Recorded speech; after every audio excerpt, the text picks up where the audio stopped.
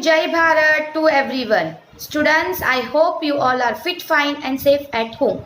Welcome to our online education. Myself Sengundhar Sulakshana and I will be teaching you economics. So students, today we are here to see Standard 12 Economics, chapter number 5, Poverty. As you all know, we have already seen few parts of this chapter. So today we are here to see the part 11 of the chapter. So students, without wasting the time, let us move on with the line-to-line explanation of the chapter from the further portion of the chapter in the further video. But before starting that, let us have a short summarization as usual of the previous video in a very detailed manner. What we have seen in the previous video. So previously we have seen about the measures of the poverty reduction in a very detailed manner. So in that we have seen 5 to 6 points in a very detailed manner. Let us discuss that in a very short way. So we have seen the development of unorganized sector. You know that the vendors and the street hawkers were being considered as an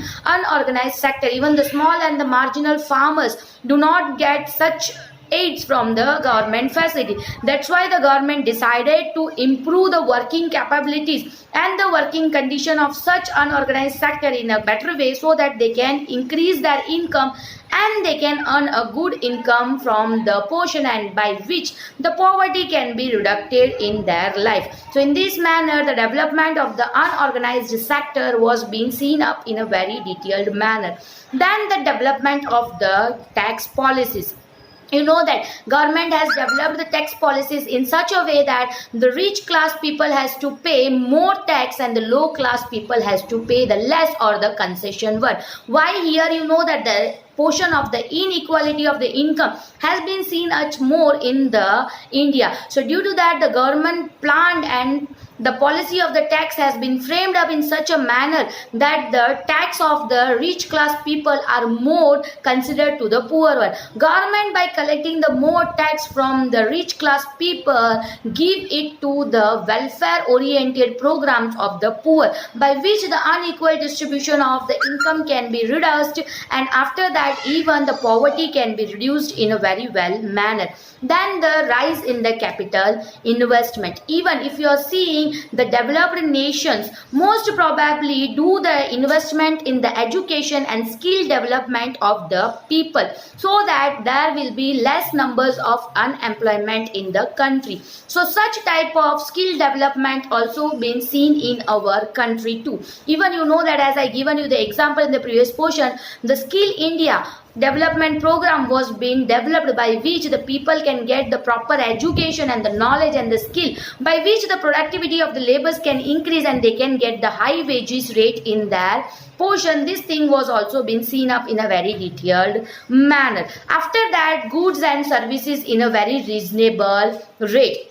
You know that we have the public distribution system of rationing shops. So here the government has tried to provide the nutritive food and the basic utility things to the poor people by such distributing portion. Rather than that, in the drought or in the scarcity time also, the government is trying to give the basic needs of food and nutritive food at a reasonable rate to the poor people. Even we have seen the example of the pandemic portion of giving such things to the people in a very reasonable rate. So in this manner we have seen many portions in a very detailed manner. After the seeing the 6th point, we have seen the 7th point of the employment generation. So if you are seeing the employment generation, in that employment scheme also we have seen self-employment generation. So what is self-employment scheme? In that, the IRDP, Integrated Rural Development Program, has been established, in which the rural poor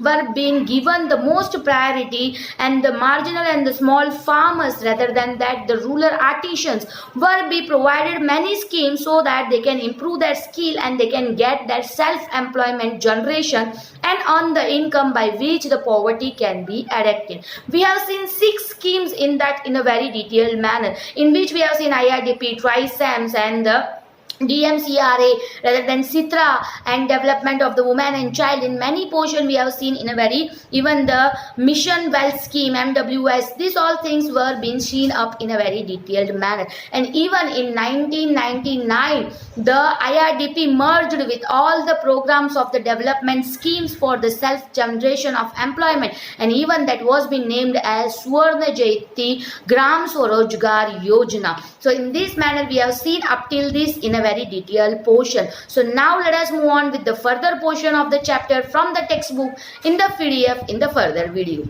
Students, now let us move on with the today's portion. So last time we have completed up to the self-development employment. So today we are going to see the wage employment scheme. So I am going to read it out, listen it out carefully, then we will discuss about it in a very detailed manner. These programs are part of strategy of poverty eradication and has multiple objectives.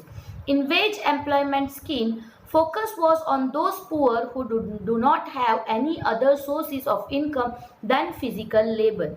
This scheme do not only provide self-employment in the slack season but also provide employment during flood, drought, scarcity and other 100 days calamities. Using this scheme, infrastructural services developed in rural area. This is tried that labor get proper salaries. Wages employment scheme included Johar Rojgar Yojana, Employment Assistance Scheme EAS. तो ये जो programme है, अगर ये programme की हम बात करते हैं, ये स्ट्रैटेजी है. स्ट्रैटेजी मतलब एक पार्ट ऑफ स्ट्रैटेजी की तरह यूज़ किया गया जहाँ से इकोनॉमिक को इडेक्ट यानी कम किया जाए. बहुत सारे मल्टीपल ऑब्जेक्टिव्स हमारे पास थे, तो उस मल्टीपल ऑब्जेक्टिव्स में से ये भी एक पोर्शन की तरह हमने देखा. अगर हम वेज एम्प्लॉयमेंट स्कीम की बात करते तो ये ऐसे गरीबों पे वी कैन से दैट ऐसे पुअर लोगों पे फोकस करता है जिनका सिर्फ और सिर्फ फिजिकल लेबर यानी वो सिर्फ फिजिकली काम कर सकते, इनकम जनरेट कर सकते, ना कि उसके अलावा वो कुछ और काम कर सकते. तो ऐसे लोगों के ऊपर ये फोकस ज़्यादा करता है और ये स्कीम में सिर्फ सेल्फ एम्प्लॉयमेंट प्रोवाइड नहीं किया जाता, उसके साथ साथ एम्प्लॉयमेंट जो है slack season in the sense जहाँ पे मंदी का टाइम चल रहा, जहाँ कोई एम्प्लॉयमेंट जनरेशन ना दिखता हो, वैसे टाइम पे भी इनको एम्प्लॉयमेंट देना. इनको एम्प्लॉयमेंट फ्लड, जब बाढ़ आ जाए तब, जब ड्रॉट आए, ड्रॉट यानी सूखा पड़े तब, जब स्कैरसिटी हो या कोई भी नेचुरल कैलामिटीज हो, उस टाइम पे भी इनको ये एम्प्लॉयमेंट दिया जाता है. तो यहाँ पे सिर्फ और सिर्फ सेल्फ एम्प्लॉयमेंट ही नहीं बट उसके साथ ये खुद भी इनको एम्प्लॉयमेंट प्रोवाइड करते. इस स्कीम के अंदर इंफ्रास्ट्रक्चर सर्विसेज जो होते, जैसे गांव के अंदर आपको पता है इंफ्रास्ट्रक्चर सर्विसेज की बहुत कमी होती है, तो गांव के अंदर इंफ्रास्ट्रक्चर सर्विसेज को डेवलप करने के लिए, रूरल एरिया में डेवलप करने के लिए ऐसे लोगों की हेल्प लिया जाता है और इनको उसके बदले वेजेस दिया जाता है. जो एम्प्लॉयमेंट ये करते हैं उसके लिए प्रॉपर सैलरी इनको मिले, इसीलिए ये वेज एम्प्लॉयमेंट स्कीम देखा जाता है.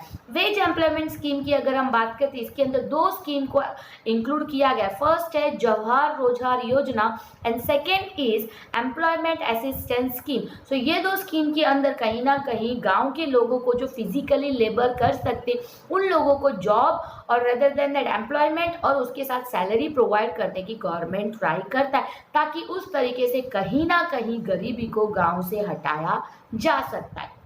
So next it is Prime Minister Rozgar Yojana PMRY. In the decades of 90s, employment generation is organized sectors was stagnant and in public sector negative growth was noticed.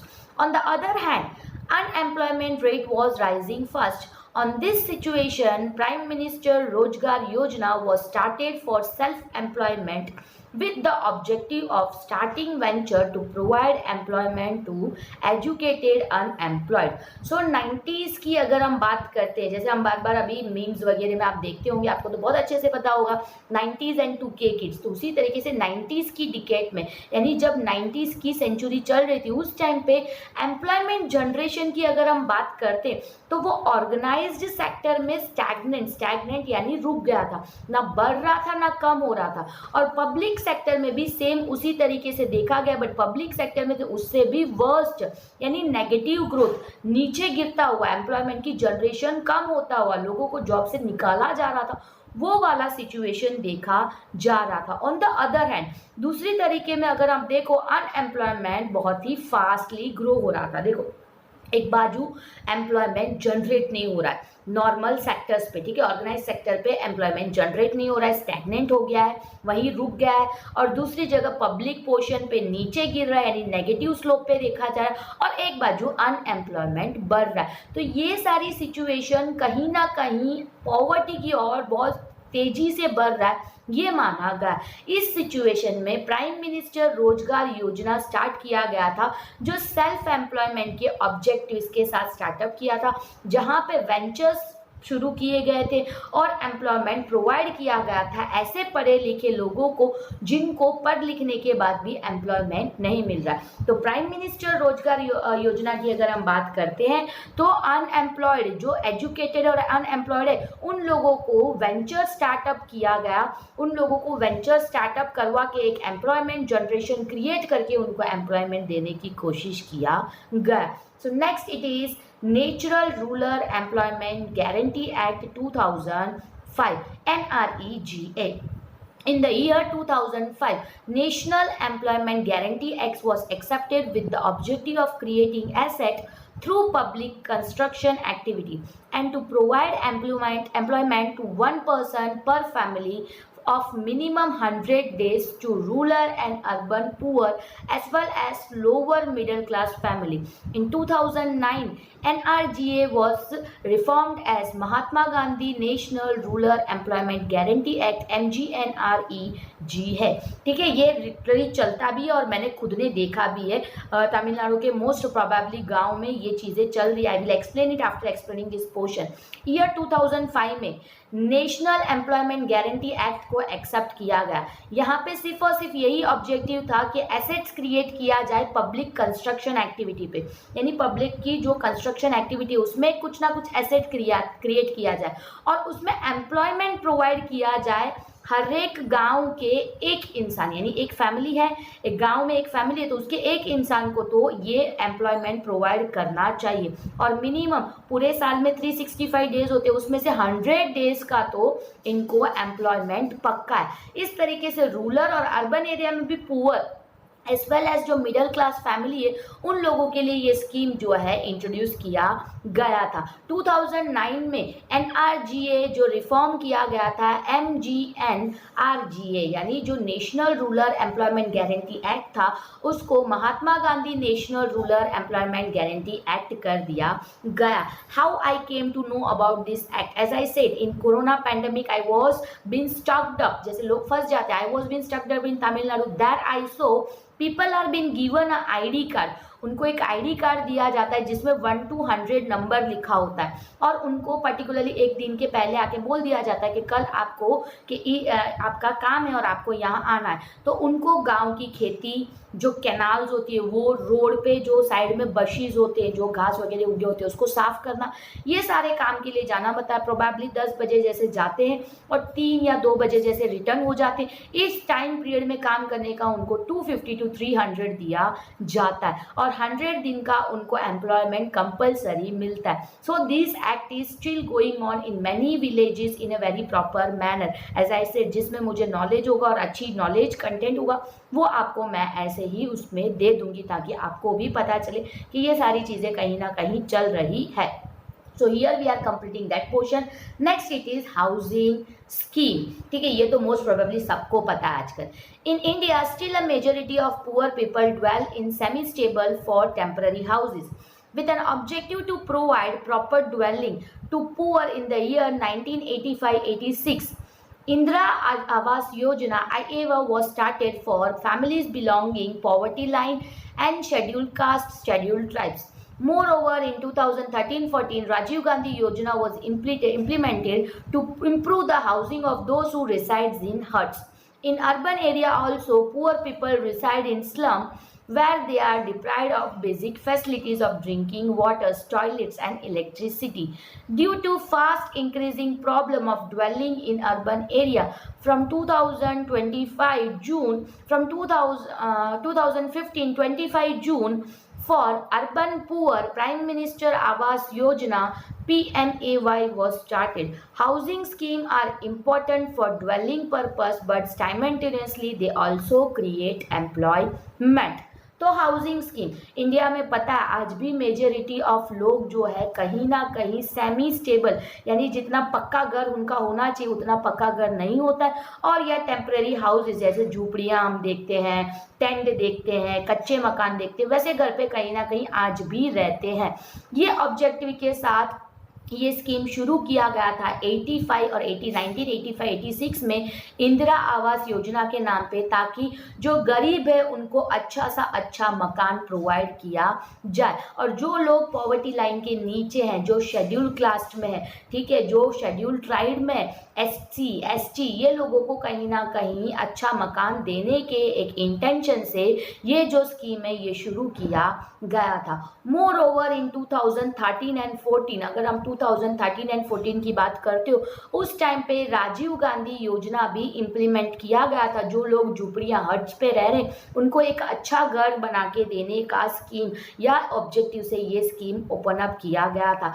Urban area में अगर आप देखो आज भी गरीब लोग जो है स्लम, यानी you know that slum area में रिसाइड करते हैं, उनकी बेसिक फैसिलिटीज़ भी उनको नहीं मिलती, जैसे अच्छा पानी नहीं मिलना, टॉयलेट की फैसिलिटी ना होना, इलेक्ट्रिसिटी ना होना, ऐसे जो उनकी नेसेसरी पोर्शन होता है वो भी उनको कहीं ना कहीं मिल नहीं पाता है। इसीलिए 25 जून 2015 में प्राइम मिनिस्टर आवास योजना के नाम से अगेन ये स्कीम को स्टार्टअप किया गया, जहां पे लोगों को घर बना के कंटिन्यूअसली, जिनके पास घर नहीं है उनको घर प्रोवाइड किया गया। इसके साथ साथ अगर आप घर बनाने की जो पोर्शन देखते हो, यू नो दैट अगर आपको एक आवास योजना में जो घर बने थे वो मोस्ट प्रोबेबली फ्लैट्स थे और बहुत सारे फ्लैट्स बने थे, तो ये फ्लैट्स बनाने में कहीं ना कहीं एम्प्लॉयमेंट जनरेशन भी देखा जाता है। तो एक बाजू गरीबों को घर भी मिलता है, दूसरे बाजू जो जॉबलेस है, जो काम कर सकते फिजिकल लेबर्स, उनको कहीं ना कहीं जॉब मिलता है, इनकम का जनरेशन होता है, प्रॉपर्टी को एडिकेश करने की कहीं ना कहीं हाउसिंग स्कीम भी हेल्प आउट करता है। So now next it is security, social security scheme. As a strategy to reduce poverty in India, various social security schemes were started for worker of unorganized sector. From 9th May 2015, Atal Pension Scheme was started, in which monthly pension is paid to people above 60 years. Under the Prime Minister Security Scheme, for people in the age of 18 to 70 years, accident insurance of rupees 2 lakh was opened with minimum premium of 12 rupees, and Jeevan Jyoti scheme was started with rupees 2 lakh life insurance policy at 330 yearly premium. To safeguard farmers from crop failure, Prime Minister Fasal Bima Yojana was started, PMFBY. So social security scheme की अगर हम बात करते हैं, again ये एक strategy की तरह देखा गया है।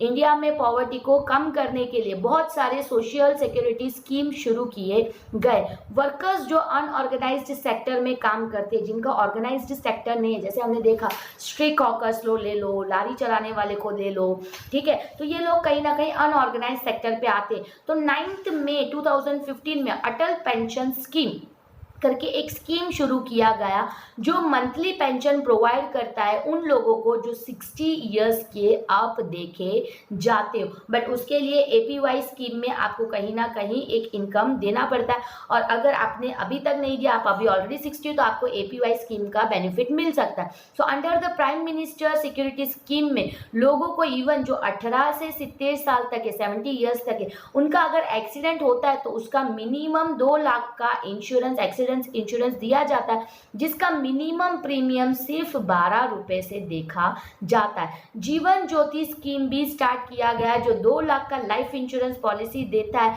जिसका ईयरली प्रीमियम सिर्फ 330 रुपए देखा जाता है। यानी हर साल 330 रुपए भरोगे तो आप जब भी ऑफ हो जाओगे, या this is for exam word only, कि लाइफ इंश्योरेंस पॉलिसी आपको 2 लाख का आपकी फैमिली को कहीं ना कहीं बेनिफिट में देखा जाता है। C330 is very less amount, but उसके लिए 2 लाख का बेनिफिट मिलना it is a huge amount. तो इस तरीके का कहीं ना कहीं सोशल सिक्योरिटी स्कीम्स भी देखे गए। इसके अलावा फार्मर्स जिनके क्रॉप फेलियर हो जाए, जैसे अभी साइक्लोन आया, उससे बहुत सारे फार्म्स को फेलियर देखना पड़ा, क्रॉप्स को फेल होना पड़ा यानी जैसे कि वो खराब हो गए, डिस्ट्रॉयड हो गए। सो क्रॉप फेलियर्स के लिए भी प्राइम मिनिस्टर फसल बीमा योजना PMFBY का स्कीम भी शुरू किया गया। तो इस तरीके से सामाजिक वेलफेयर के लिए बहुत सारी स्कीम जो है शुरू किया गया। इस स्कीम के अंदर हमने डिटेल में देखा। Next it is Jan Dhan योजना। जनधन योजना तो मोस्ट प्रोबेबली सबको पता होगा,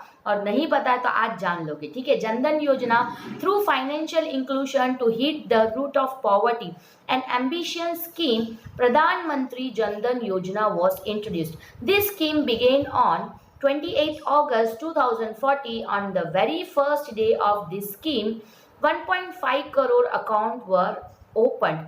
Till 8th January, the number increased to 12.58 crore, where investment of rupees 10,590 crore was generated.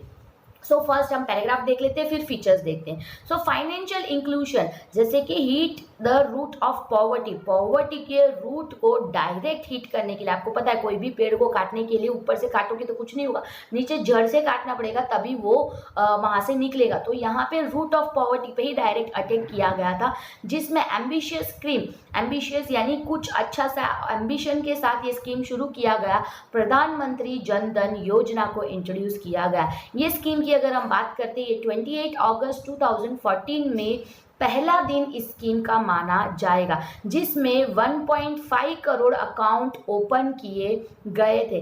Till 8th जनवरी ये जो नंबर है इंक्रीज होके 12.58 करोड़ अकाउंट्स ओपन किए गए, और moreover then investment of rupees 10,519 crore तक का जनरेशन देखा गया। यू नो दैट जनधन योजना में प्रोबेबली सबको कंपलसरी अकाउंट ओपन करने का और उनका जो सेविंग्स है वो उसी में डालने का ऐसा एक जो है वी कैन से दैट एक फोर्स देखा गया था गवर्नमेंट के थ्रू, और कहीं ना कहीं उसका एक बेनिफिट हम बोल सकते हैं, जहां सिर्फ फर्स्ट डे पे ही 1.5 करोड़ अकाउंट ओपन किए गए थे, और वही जनवरी तक, जैसे अगस्त, सितंबर, अक्टूबर, नवंबर एंड दिसंबर, ऐसे 5-6 महीने के अंदर 12.58 करोड़ जो है नंबर अकाउंट के नंबर इंक्रीज हुए, और उसके अंदर रुपीज 10,519 करोड़ तक का जनरेशन देखा गया था। So now let us see the features of the Jan Dhan Yojana. Features and importance of Jan Dhan Yojana. With the objective of increasing banking facility per capita and reduction in regional inequalities, this Yojana was started, and the main purpose was that the subsidy given to the poor families by government should directly go to their bank account. तो यहाँ पे अगर objective देखो जनधन योजना की, तो सिर्फ और सिर्फ बैंकिंग फैसिलिटी को पर कैपिटा यानी हर एक इंसान को बैंकिंग फैसिलिटी मिलना चाहिए, और ये जो रीजनल इनइक्वालिटी देखी जाती है, जैसे हम देखते हैं कि एक रीजन बहुत डेवलप है, एक रीजन बहुत कम डेवलप है, तो ये रीजनल इनइक्वालिटी को रिडक्ट करने के लिए ये योजना को स्टार्टअप किया गया था। मेन पर्पस की अगर हम बात करते तो सब्सिडी जो पुअर फैमिली को गवर्नमेंट के थ्रू दिया जाता है वो डायरेक्टली उनके बैंक अकाउंट में मिले, इसीलिए जनधन योजना शुरू किया गया था। तो इन शॉर्ट डायरेक्ट बैंक के थ्रू ही उनको लीगली हर चीज़ दिया जाए, और उसका कहीं ना कहीं एक चीज़ रहे कि ये लोग सही में नीडेड है, ये नहीं है, इस तरीके से एक अच्छे से एम्बिशन के साथ ये पोर्शन शुरू हुआ, ये हम बोल सकते हैं। The main feature of this scheme is that bank account is opened with zero balance, and after 5 months of opening account, an overdraft of 5,000 is available. Under this scheme, those who opened account before 26 January 2015 have also benefited with the life insurance policy. Prime Minister Jan Dhan Yojana is prominently a scheme for overall financial inclusion. On the other hand, it hits directly on poverty by providing microfinance and banking facility. तो main feature ये account open करने का main feature ये था कि ये zero balance में open हो रहा था। जनधन योजना में जिन लोगों ने अकाउंट खोला उनको मिनिमम जीरो बैलेंस का अकाउंट ओपन करके दिया गया। शुरुआत के 5 मंथ के पीरियड में अकाउंट ओपन करने के बाद यानी अकाउंट ओपन करने के बाद के 5 मंथ्स के बाद उनको 5,000 तक का ओवरड्राफ्ट सेविंग अकाउंट में भी दिया जा रहा था। उसके अलावा इस स्कीम के अंदर जिन्होंने भी 26 जनवरी 2015 के पहले अकाउंट ओपन किया है उनको लाइफ इंश्योरेंस का बेनिफिट भी ऐसे ही फ्री में दिया गया। सो इस तरीके से बहुत सारे बेनिफिट्स भी इनको दिया गया। So prime minister Jan Dhan योजना की अगर हम बात करते हैं तो ये एक ऐसा स्कीम है जो ओवरऑल फाइनेंशियल इंक्लूजन को हेल्प आउट करता है। On the other hand directly poverty को अटैक करते हुए जो नीडी है उनको माइक्रो फाइनेंस और उनको बैंक की फैसिलिटी प्रोवाइड किया गया है। सो यहाँ पे खत्म होता है chapter number 5 poverty after so long videos and everything. ठीक है, सो नाउ एक्सरसाइज का पीडीएफ जैसे ही चैप्टर खत्म होगा I will send you know that. So complete the exercise in your notebook in a very fair manner. So after 2 or 3 days you have to submit this in your Google Classrooms. I hope you all have understood the today's portion in a very well manner. So now let us move on with the further portion of the revision of the topic that we have seen today. So students, I hope that you all have understood the today's portion in a very well manner. So today we have seen the remaining measures of the poverty reduction in a very detailed portion, and even we have completed our today's chapter. So the chapter number 5 is finished in the today's video. So let us have a short summarization of the topic that we have seen. So today we have started with the wages policy. ठीक है, तो wages development policies की अगर हमने scheme के बारे में देखा था, वेज की स्कीम की अगर हम बात करते हैं तो तुम्हें पता है जो अनऑर्गेनाइज्ड या ऑर्गेनाइज्ड सेक्टर होता है दोनों में ही वेजेस को डिसाइड करना सबसे बड़ा प्रॉब्लम देखा गया है। तो रूरल एंड अर्बन एरिया के अंदर जो गरीब है उनको कंपलसरी इतना वेज तक का जॉब मिलना चाहिए जो लोग सिर्फ फिजिकल लेबर कर सकते हैं, यानी जो सिर्फ बॉडी का फिजिकल वर्क करके ही अर्न अप कर सकते, उनके लिए काफी सारी फिजिकली वर्क करने वाले लोगों के लिए जो है वेजेस का पॉलिसीज और स्कीम्स इंट्रोड्यूस किया गया था जिससे उनको बेनिफिट हो और उनकी बेसिक नेसेसिटी कहीं ना कहीं पूरा हो पाए। After that we have seen that prime minister Rozgar Yojana, जिसके अंदर जो एजुकेटेड है फिर भी अनएम्प्लॉयमेंट नहीं हो रहा है, मतलब अनएम्प्लॉयड है। फॉर एग्जांपल हमने ये देखा जैसे ही इकोनॉमिक जो है हमारा पॉवर्टी की ओर बढ़ता गया उस टाइम पे जो हमारा पोर्शन है एम्प्लॉयमेंट का, डेवलपमेंट का, वो स्टेबल हो गया और जो पब्लिक है, पब्लिक सेक्टर्स, वहाँ पे एम्प्लॉयमेंट बहुत ही डूम पोर्शन यानी नेगेटिव स्लोप में देखा गया। उस टाइम पे गवर्नमेंट ने ये देखा कि अनएम्प्लॉयमेंट भी कहीं ना कहीं एजुकेटेड पीपल के बीच में बढ़ता जा रहा है, तो उस टाइम पे ये जो है प्राइम मिनिस्टर रोजगार योजना इंट्रोड्यूस किया गया था जिसके अंदर वेंचर स्टार्टअप किए गए थे और जो लोग पढ़े लिखे थे फिर अनएम्प्लॉयड है उन लोगों को उसके थ्रू जॉब देने की कोशिश किया गया। Next we have seen that housing scheme. So housing scheme की अगर हम बात करते हैं, आपको पता है कि ये जो पोर्शन है यहाँ पे इंदिरा आवास योजना 1985 से ये स्कीम देखा जाता है। उस टाइम पे जो गरीब है जिनके पास घर नहीं था, जो स्लम्स वगैरह में रहते थे, उनके लिए घर, एक अच्छा प्रॉपर घर बना के देने के ऑब्जेक्टिव से ये स्कीम शुरू किया गया था। बट जैसे जैसे धीरे धीरे देखा गया कि एसटी, एससी यानी शेड्यूल कास्ट, शेड्यूल ट्राइब, ये लोगों को भी कहीं ना कहीं सारी चीजों की जरूरत है, ये मानते हुए इस चीजों में अमेंडमेंट आता गया। लेटेस्टली हमने ये देखा प्राइम मिनिस्टर का आवास योजना, जो लोगों के पास घर नहीं है उन लोगों को घर प्रोवाइड करने का फैसिलिटीज उन्होंने करके दिया। रेदर देन दैट इसमें अगर आप देखो घर के साथ साथ एम्प्लॉयमेंट जनरेशन भी कहीं ना कहीं देखा जाता है। इस तरीके से एक बेसिक नीड घर का फुलफिल करने का, उसके साथ पॉवर्टी को हटाने का कोशिश भी गवर्नमेंट ने कहीं ना कहीं किया है। So after that employment scheme की अगर अब बात करते हैं तो उसके अंदर हमने देखा NREGA यानी national rural development guarantee act, जिसके अंदर लेबर को गारंटीयर वर्क मिलेगा, उसका एक्ट देखा गया। तो रूरल एरिया, अर्बन एरिया, हर एक जगह पे जो गरीब है, जो मिडिल क्लास लोग है, उनको मिनिमम 100 डेज का जो है एम्प्लॉयमेंट गवर्नमेंट के थ्रू दिया जाएगा। एक गारंटी एक्ट के साथ ये स्कीम शुरू किया गया है। एज आई सेड, आज भी कई सारी जगह पे ये पोर्शन देखा जाता है। तो यहाँ पे एक अच्छे लेबर, जो इंफ्रास्ट्रक्चर डेवलपमेंट जो होता है उस जगह पे, उसका डेवलप करने के लिए इन लोगों का हेल्प लिया जाता है कंस्ट्रक्शन सारे पोर्शन में, और उसके बिहाफ में इनको एक अच्छा सैलरी दिया जाता है। इसके बाद हमने जो देखा हमने वो देखा कि सोसाइटी सिक्योरिटी स्कीम के बारे में देखा। सो ये जो स्कीम है यहाँ पे सोसाइटी की सिक्योरिटी, जैसे अटल वाजपेयी का जो पेंशन योजना देखा गया, जो 60 अबाउज है उनको पेंशन दिया जाएगा। उसके बाद 330 रुपीज भरने पे उनका जो है जीवन ज्योति इंश्योरेंस स्कीम देखा गया। 330 रुपीज भरने से पर ईयर आपको जो है life insurance of 2 lakhs provide किया जाता है। रेदर देन दैट 12 रुपीज की एक्सीडेंशियल इंश्योरेंस लेने से 2 लाख का दिया जाता है। ये भी प्राइम मिनिस्टर का एक स्कीम।